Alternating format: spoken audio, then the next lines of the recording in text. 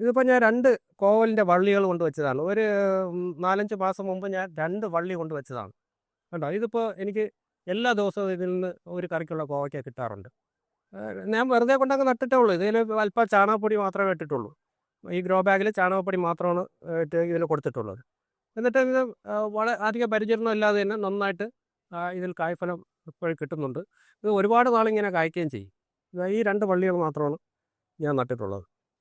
ഈ കോവൽ വള്ളികളൊക്കെ പടർത്തിയിരിക്കുന്നുണ്ട്. ഇത് ഒരു ചെറിയ ഈ നല്ല 2-3 ഇരുമ്പ് കമ്പി കൊടുത്തിട്ട് അതിൽ വല വലിച്ചു കെട്ടിയാണ് ഈ പന്തൽ ഉണ്ടാക്കിയിരിക്കുന്നത്.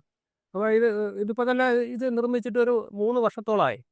ഇതുവരെ ഈ പന്തലിന് ഒരു കേടുപാടുമില്ല. അപ്പോൾ ഇതിൽ നമുക്ക് ഇത് മാത്രമല്ല, പയർ വളർത്താം. നേരത്തെയൊക്കെ ഞാൻ പയറാണ് ഇട്ടിരുന്നത്.